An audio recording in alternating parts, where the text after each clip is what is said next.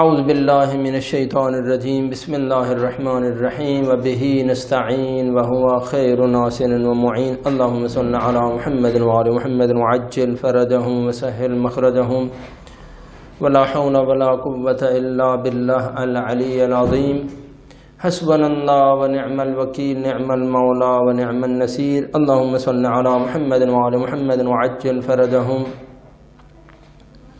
الحمد للہ رب العالمین الصلاة والسلام علی حبیبنا وطبیب نفوسنا ومولانا ابی القاسم المصطفى محمد صلی اللہ علیہ وآلہ وسلم وأهل بيته الطيبين الطاهرين المعصومين واللعنة الدائمة الأبدية على أعدائهم ملعونين من يوم عداوتهم إلى قيام يوم الدين أما بعد فقد قال أبا عبد الله الحسين ارجع إليهم فإن استطعت أن تؤخرهم إلى غدوة وتدفعهم أن العشية نصلي لربنا الليلة وندعوه ونستغفره فهو يعلم إني أحب الصلاة وتلاوة كتابه وكثرة الدعاء والاستغفار. عزیزان گرامی، ہماری گفتگو ہو رہی تھی ابا عبداللہ الحسین کے وہ پیغامات جو آپ نے امت رسول اللہ کو دیے، اور اس پورے دوران سفر میں جو 5 مہینے اور 12 دن کا ایک عظیم جہادی سفر تھا، اس میں جو پیغامات حضرت نے امت کو دیے ان کے بارے میں گفتگو ہو رہی تھی. بات یہاں تک آ پہنچی کہ عصر تاسوعا یعنی 9 محرم کے دن شاید صبح یا دوپہر کے نزدیک شمر بن ذی الجوشن کوفے سے آخری لشکر لے کر جو ہے وہ کربلا میں وارد ہوا. کربلا آیا اور شمر بن ذی الجوشن اب تک عمر سعد کی یہ کوشش تھی کہ کہیں یہ جنگ ٹل جائے، کسی نہ کسی بہانے سے یہ جنگ رک جائے اور میں امام حسین کے قتل سے بہرحال نجات پا جاؤں. ادھر حب ریاست بھی ہے، ادھر وہ جب وہ امام حسین کی شہادت بھی ہے، تو دونوں کے درمیان آپس میں اس نے یہی ٹال مٹول کرتا رہا. 9 محرم ہو گیا تو شمر بن ذی الجوشن آیا اور عمر سعد کا یہ خط لے کے آیا کہ اگر تم نے آج ہی جنگ نہ کی تو پھر تم اس کو معزول کر دینا اور تم وہاں پر جاؤ حاکم بن جانا اور پھر اس کے بعد جب جنگ کو شروع کر دینا. تو اس پیغام کے ساتھ جب شمر بن ذی الجوشن میدان کربلا میں آیا تو نماز ظہر یا عصر پڑھنے کے بعد انہوں نے حملہ کرنے کی تیاری شروع کی. عمر سعد نے کہا کہ میں حکومت کو نہیں چھوڑوں گا اور یہ جو فوج کا کمانڈر ہے اس سے نہیں چھوڑوں گا اور تجھے یہاں کی ریاست اور حکومت نہیں دوں گا، میں خود جنگ کروں گا. تو عصر کے ٹائم پہ اس نے حکم دیا کہ اب آہستہ آہستہ آپ لوگ جنگ کی تیاری شروع کریں. تو لشکر نے خیموں کے نزدیک آنا شروع کیا. اب تھوڑے سے فاصلے پر تھے، جو ایک دوسرے کے تیر ایک دوسرے تک نہ پہنچے، تو اس لیے تھوڑے فاصلے پر تھے. تو ایک دم انہوں نے خیموں کی طرف بڑھنا شروع کیا. امام حسین علیہ السلام نے جناب ابو الفضل العباس کو بھیجا اور کہا کہ اے بھائی جاؤ ارکب بنفسی انت، اے میرے بھائی میری جان تمہارے اوپر قربان. کیا مقام ہے حضرت ابو الفضل العباس کا کہ امام حسین جیسے وہ سیدہ شباب اہل الجنہ جو علی اور فاطمہ کے جانشین ہیں، جو پیغمبر کے اللہ کے نمائندے ہیں، وہ حضرت ابو الفضل العباس کا وہ عظیم اخلاص. اس سے پتہ چلتا ہے عظمت حضرت ابو الفضل العباس. کوئی اور جملہ ابو الفضل العباس کی شان اور فضیلت کے بارے میں ہو یا نہ ہو، امام حسین کا یہی جملہ کہہ دینا کہ ارکب بنفسی انت، اے میرے بھائی تیرے اوپر میری جان قربان ہو کہ جاؤ اور ان کو میری طرف سے ان سے مہلت لو. اب اس میں 2 فلسفے تھے حضرت عباس کو بھیجنے کے. ایک تو وجہ یہ تھی کہ حضرت ابوالفضل العباس قائم مقام سمجھے جاتے تھے حضرت امام حسین علیہ السلام کے تمام امور میں، امور کربلا کے اندر، اس تمام جنگ کے اندر گویا قائم مقام حضرت کے تھے پورے اس میدان اور اس جہاد کے قافلے میں۔ تو ایک وجہ یہ تھی۔ دوسری وجہ یہ تھی کہ وہی شمر ابن ذوالجوشن جب وہاں سے کوفے سے آ رہا تھا تو اس نے ابن زیاد سے، چونکہ حضرت عباس کی جو والدہ گرامی تھی وہ بھی خاندان کلاب سے تھی اور شمر ابن ذوالجوشن بھی خاندان بنی کلاب سے تھا، لہٰذا اس نے یہ، چونکہ عربوں میں یہ خاندانی تعصب بہت تھا، لہذا اس نے ابن زیاد سے یہ وہاں سے امان نامہ لکھوایا، کہا کہ میں جا رہا ہوں لیکن میں نہیں چاہتا کہ وہ جو ہماری خاندان کی ایک عورت کے 2-4 بچے ہیں، 4 بیٹے ہیں حضرت عباس اور ان کے بھائی، ان کو قتل کیا جائے، لہذا ان کے لیے الگ سے امان نامہ لکھ دو۔ تو ابن زیاد نے امان نامہ لکھ دیا حضرت عباس کے لیے اور آپ کے بھائیوں کے لیے۔ تو حضرت شمر ابن ذوالجوشن ابھی جنگ کی تیاری نہیں کی، سیدھا آیا خیام حسینی کے پاس۔ تو حضرت عباس سے مخاطب ہو کر کہا کہ کہاں ہیں میری بہن کے بیٹے عباس اور ان کے بھائی؟ تو حضرت ابوالفضل العباس نے جواب نہیں دیا۔ پھر پکارا دوسری مرتبہ، تیسری مرتبہ جب پکارا تو امام علیہ السلام نے کہا کہ اگرچہ یہ فاسق ہے لیکن بہرحال کوئی کام ہے اس کو، عباس جاؤ اور اس کو جواب دو۔ تو حضرت عباس علیہ السلام گئے، ان سے الگ ہوئے اور جا کے پوچھا کہ اے شمر کیا کام ہے؟ کہا کہ میں تم لوگوں کے لیے امان نامہ لے کے آیا ہوں اور میں یہ چاہتا ہوں کہ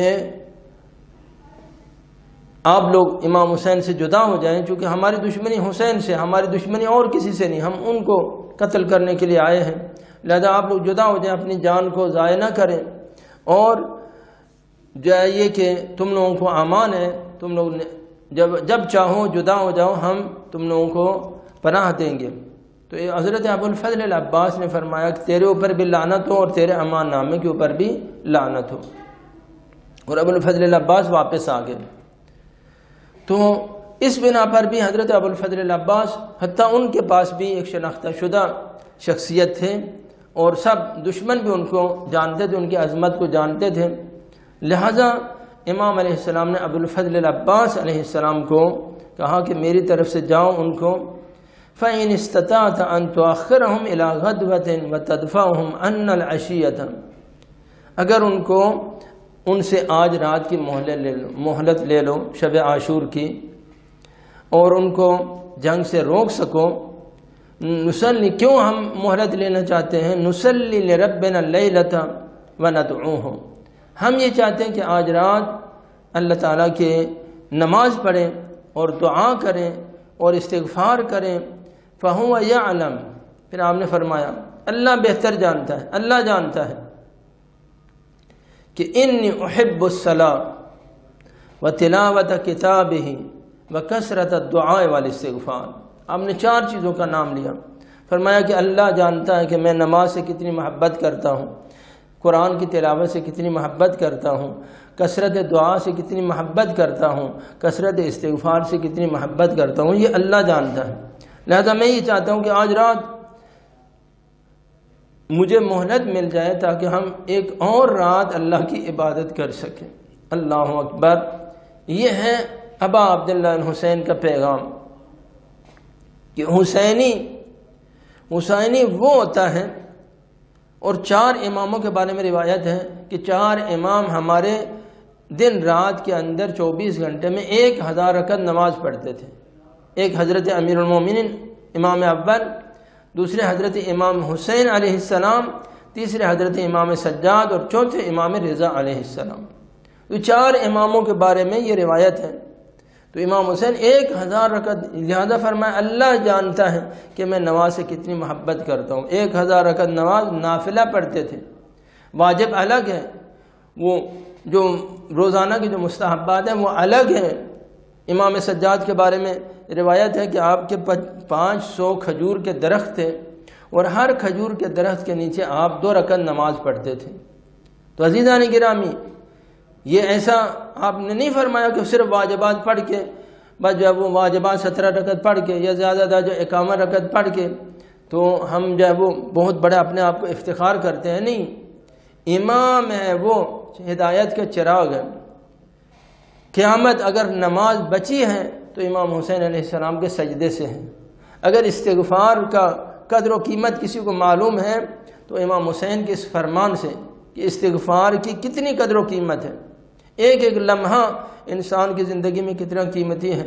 ایک مرتبہ انسان کے منہ سے استغفر اللہ ربی و اتوب الیہ نکل جائے تو اللہ نے وعدہ دیا ہے کہ ان اللہ یغفر الذنوب جميعا، کہ جن لوگوں نے گناہ کیے ہیں اگر وہ استغفار کریں تو اللہ تعالیٰ سارے گناہ معاف کر دیتے ہیں. استغفار کی قدر و قیمت امام حسین جانتے ہیں. نماز کی عظمت امام حسین جانتے ہیں، وہ جو ہر شب و روز کے اندر 1000 رکعت نماز پڑھنے والے ہیں. یہ ہے پیغام حضرت ابا عبداللہ حسین کا کہ میں آج رات اس لیے مہلت مانگتا ہوں کہ مجھے نماز سے محبت ہے، قرآن کی تلاوت سے محبت ہے، استغفار سے محبت ہے. دعا کرنا چاہتا ہوں میں آج امت رسول اللہ کے لیے، مومنین کے لیے، اپنے اصحاب و انصار کے لیے، ان یار و انصار کے لیے دعا کرنا چاہتا ہوں، ان کے صبر و استقامت کے لیے دعا کرنا چاہتا ہوں. اگر دعائیں ابا عبداللہ حسین نہ ہوتی، میرے مولا کی دعا نہ ہوتی تو شاید وہ جو اتنا سخت امتحان تھا، اس سخت امتحان کے اندر شاید کربلا کے اندر کوئی استقامت نہ کر سکتا. اور وہ جو خبر دی گئی تھی وہ امام حسین کے قتل کی خبر دی گئی تھی. تو حضرت نے ان 4 چیزوں کے لیے اپنے بھائی عباس کو بھیجا تاکہ دشمن سے مہلت مانگے. تو کچھ لوگوں نے کہا کہ بھئی ٹھیک نہیں، ہم تو مہلت نہیں دیں گے. لیکن کچھ نے کہا کہ نہیں، 1 رات کی مہلت مانگ رہے ہیں، کیا ہوا، ہم کل آج ان کو قتل نہیں کریں گے، کل قتل، یہ کہاں جا سکتے ہیں. بعض نے کہا شاید فرار ہو جائیں. کہا کہ ہم نے محاصرہ کیا ہوا، کہاں جا سکتے ہیں، 3 دن کے بھوکے پیاسے ہیں، کہاں جا سکتے ہیں ہمارے اس پورے لشکر سے بھاگ کے. تو بہرحال جب اختلاف ہوا تو عمر سعد مجبور ہوا، کہا کہ ٹھیک ہے 1 رات مہلت دیتے ہیں. تو شب عاشور اتنی باعظمت رات ہے کہ جس میں امام حسین علیہ السلام مہلت مانگ کے اللہ کی عبادت کرنا چاہتے ہیں. لہذا عزیزان گرامی، اس رات میں اگرچہ افضل ترین عبادت شب عاشور میں آل محمد کا ذکر ہے، ان کے فضائل کو بیان کرنا، ان کے مصائب کو بیان کرنا، یہ افضل ترین عبادت ہے. اس کی عظمت کا کوئی انکار نہیں ہے. افضل ترین عبادت، افضل ترین ذکر زمین کے اوپر محمد و آل محمد کا ذکر کرنا ہے، ان کے فضائل کو بیان کرنا، ان کے مصائب کو بیان کرنا ہے، ان کے اوپر رونا ہے، رلانا ہے، ماتم کرنا ہے، عزاداری کرنی ہے. یہ سب کے سب بڑی عبادتیں ہیں. لیکن اس کے ساتھ ساتھ ان چیزوں پر بھی توجہ کرنی چاہیے ملت کو کہ جو ابا عبداللہ حسین نے ہمیں کر کے دکھایا. کہیں ایسا نہ ہو کہ ہم نے اپنی طرف سے ایک عزاداری بنا لی ہو. ہماری عزاداری اور گریہ و بکا اور ملائکہ کا گریہ و بکا الگ ہو جائیں، اہل بیت کا گریہ اور بکا الگ ہو جائیں. وہ امام حسین ہے، اتنی محبت رکھتے ہیں. انی احب الصلاۃ، کسی امام نے یہ جملہ نہیں کہا. پیغمبر نے فرمایا حبب الیہ من دنیاکم ثلاث، پیغمبر فرماتے تھے، وہ ان کے نانا فرماتے تھے کہ مجھے اس دنیا میں 3 چیزوں سے محبت ہے. وَجُعِلَتْ قُرَّةُ عَيْنِي فِي الصَّلَاةِ، میری آنکھوں کی ٹھنڈک نماز ہے. میری آنکھوں کی ٹھنڈک، میرا سب سے محبوب ترین عمل نماز ہے. تو وہ ابا عبداللہ حسین جس نے اپنے نانا کو نمازیں پڑھتے ہوئے دیکھا، جس نے اپنے بابا علی کو 1000 رکعت نماز پڑھتے ہوئے دیکھا، وہ کتنا عجیب منظر تھا. کسی نے امام سجاد علیہ السلام سے کہا کہ آپ اتنی عبادت کرتے ہیں، آپ اتنے اخلاص سے عبادت کرتے ہیں، ذرا تھوڑا استراحت بھی کیا کریں. تو امام سجاد علیہ السلام نے کہا کہ میرے دادا علی کی وہ کتاب لے کے آؤ جس میں میرے دادا علی کی عبادتیں لکھی ہوئی ہیں. تو ایک مرتبہ وہ کتاب لائے تو امام سجاد علیہ السلام نے تھوڑا سا 1-2 صفحے اس کا مطالعہ کیا. امیر المومنین کتاب خود یا حضرت امیر المومنین نے لکھی تھی یا ان کے اولاد میں سے کسی نے لکھی تھی. تو ایک مرتبہ جب امام سجاد علیہ السلام نے امیر المومنین کی عبادتوں کا مطالعہ کیا تو ایک مرتبہ روتے ہوئے کتاب کو بند کر دیا. کہا کہ کون ہے جو علی ابن ابی طالب کی عبادتوں تک پہنچ سکتا ہے؟ تو میرے مولا وہ ہیں کہ جنہوں نے مولا حسین نے امیر المومنین کی عبادتوں کو دیکھا، فاطمہ تو زہرا کی عبادتوں کو دیکھا، جنہوں نے حسن بھائی کی عبادتوں کو دیکھا کہ جن کے بارے میں کان اعبد الناس فی زمانہ. امام سجاد علیہ السلام فرماتے ہیں اپنے زمانے میں امام حسین سے بڑھ کر پوری زمین کے اوپر کوئی اتنا بڑا عبادت گزار نہیں تھا. جس نے حسن بھائی کی عبادتوں کو دیکھا، جس نے نانا رسول کی عبادتوں کو دیکھا، وہ ہیں ابا عبداللہ الحسین. لہذا سارے آپ کام کریں، لیکن اس کے ساتھ ساتھ شب عاشور میں شب بیداری بھی ہوں اور عبادت بھی ہوں. جب گلیوں میں چل رہے ہیں تو جو نوحہ پڑھ رہے ہیں وہ نوحہ پڑھ رہے ہیں، جو نہیں پڑھ رہے ہیں تو کم از کم استغفار پڑھتے رہیں. اللہم لعن قتلۃ الحسین و اصحابہ پڑھتے رہیں. اور کچھ نہیں آتا تو صلوات پڑھتے رہیں. تو کسی نہ کسی ذکر میں مشغول رہیں کہ اس طرح سے اصحاب امام حسین علیہ السلام نے یہ رات گزاری، عاشور کی رات گزاری. دشمن یہ کہتا تھا کہ ہم امام حسین کے خیموں سے اس طرح سے آوازیں سنتے تھے، کوئی قرآن پڑھ رہا ہے، کوئی سجدے کر رہا ہے، کوئی دعا کر رہا ہے، کوئی استغفار کر رہا ہے، کوئی مناجات کر رہا ہے اللہ سے. لہم دبیون کیا دبی النحل، اس طرح سے آواز آتی تھی. جب وہ 100-150 آدمی مل کر مناجات میں مشغول ہے تو اس طرح سے آواز آتی تھی جیسے شہد کی مکھیوں کے چھتے سے جب وہ ان کی آواز آتی ہے. کوئی قرآن پڑھ رہا ہے، کوئی دعا کر رہا ہے، کوئی استغفار کر رہا ہے، کوئی اللہ تعالیٰ سے حوائج کو، دنیا اور آخرت کے حوائج کو طلب کر رہا ہے. تو عزیزان گرامی، میرے مولا کا یہ پیغام ہے اور بڑا پیغام ہے کہ انی ہر جگہ پر، ہر امام بارگاہ کے اوپر یہ لکھی ہونی چاہیے. جہاں پر بھی عزاداری کے لیے آپ علم اٹھائیں اس کے اوپر یہ مولا کا جملہ لکھا ہونا چاہیے. انی احب الصلاۃ و تلاوت کتابہ و کثرت الدعاء والاستغفار. یہ جملہ لکھا ہونا چاہیے عربی زبان کے اندر بھی، اردو کے اندر بھی، ہر زبان کے اندر کہ یہ میرے مولا کی یادگار ہے، اپنے نانا کے یادگار ہے. میرے مولا نے یہ جملہ چھوڑا ہے ہمارے لیے. تو عزیزان گرامی، حضرت نے ابو الفضل العباس کو بھیجا. عباس کے بہرحال مہلت ملی. اس رات میں امام حسین علیہ السلام نے اپنے اصحاب کو جمع کیا. فرمایا کہ اے میرے اصحاب، تم لوگ آزاد ہو، اگر جانا چاہو تو جا سکتے ہو. یہ میرے بھی قتل کے لیے آئے ہیں. کسی سے بھی اگر تم ان کی آنکھوں کے سامنے سے بھی اٹھ کے چلے جاؤ گے تو تمہارے پیچھے نہیں لگیں گے. بہرحال روز عاشوراء، شب صبح عاشور ہوئی، جنگ شروع ہوئی، سارے اصحاب شہید ہو گئے. پہلے حملے کے اندر 40 آپ کے اصحاب شہید ہو گئے. نماز ظہر تک صرف 32 آدمی تھے جو آپ کے ساتھ تھے. وہ 32 آدمی بھی ان کو لے کر میرے مولا نے ظہر عاشور میں، جمعہ کا دن تھا، نماز ظہر کا ٹائم آ گیا، نماز جمعہ کا ٹائم آ گیا. وہ حسین جس نے رات بتایا، انوں کو بتایا انی احب الصلاۃ، اس نے میدان عمل میں بھی ہمیں دکھا دیا کہ اس طرح سے میں محبت کرتا ہوں کہ اس جیسی نماز نہ نانا رسول نے پڑھی، نہ اس جیسی نماز نہ بابا علی نے پڑھی. وہ میرے مولا نے نماز جماعت کے ساتھ وہ عاشور کے دن نماز پڑھی تاکہ میرے محب جہاں جہاں پر بھی میری مجلس میں جمع ہوں، جب وہ میرے مصائب کا ذکر آ جائے، جب میری مصیبت کا ذکر آ جائے تو جس طرح سے میں نے نماز جماعت قائم کی ہے، میرے شیعہ بھی یہ امام کا پیغام ہے، یہ سیرت عملی ہے، امام علیہ السلام کا پیغام عملی ہے. کر کے دکھایا کہ جس طرح میں نے اقامہ نماز کیا تم لوگ بھی اقامہ نماز کرنا.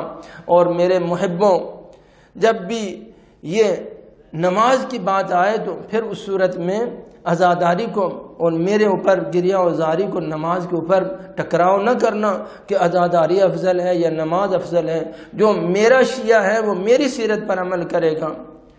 تو عزادارہ گرامی سارے ایک ایک کر کے بنی ہاشم بھی شہید ہو گئے. آخر میں بچے ابو الفضل العباس. ایک مرتبہ ابو الفضل العباس جاتے ہیں اس خیمے میں جس پہ پانی رکھا ہوا تھا. ایک مشق گری ہوئی تھی، اس کا پانی بہہ گیا تھا زمین کے اوپر، اور وہ چھوٹے چھوٹے یتیم بچے جن کے باپ مارے گئے، جن کے بھائی مارے گئے، وہ اپنے پیراہن اوپر کر کے، اپنے عربی وہ لباس اوپر کر کے اپنے پیٹوں کو اس جگہ پر لگا رہے تھے. عباس نے جب یہ منظر دیکھا برداشت نہ کر سکے. بھائی اب میرے پاس صبر و تحمل نہیں رہا ان یتیم بچوں کو دیکھ کر، اب میں تحمل نہیں کر سکتا، مجھے بھی اجازت دے مولا. جس طرح سے آپ نے علی اکبر کو اجازت دی، جس طرح سے آپ نے قاسم کو اجازت دی، مجھے بھی اجازت دے. فرمایا بھائی اگر تم جانا چاہتے ہو تو جاؤ، ان یتیموں کے لیے پانی لے کے آؤ. فرمایا عباس کو ایک بہت بڑی ذمہ داری دے دی. عباس مشق لے کے آتے ہیں. 4000 دشمن جنہوں نے فرات کو محاصرہ کیا ہوا ہے ہٹا کے عباس نہر فرات میں داخل ہوتے ہیں اور مشق بھر کے باہر نکلتے ہیں. چاروں طرف سے دشمنوں نے گھیر لیا.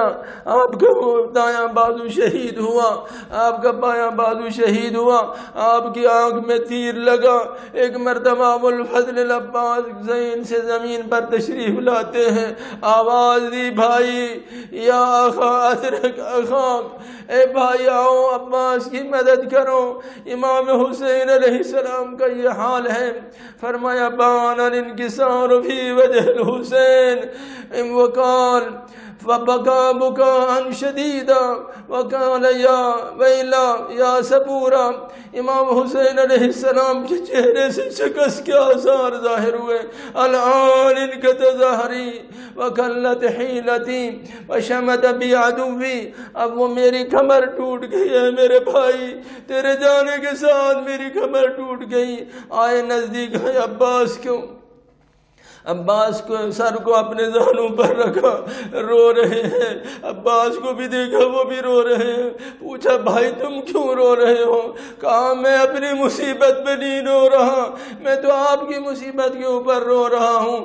آپ آئے، آپ نے میرا سر اپنے دامن میں رکھا، اپنے زانوں پر رکھا، لیکن عنقریب میں جانتا ہوں آپ شہید ہو جائیں گے، لیکن آپ کے اوپر گھوڑے دوڑائے جائیں گے، آپ کے سر کو زانوں پر رکھنے والا کوئی نہیں ہوگا.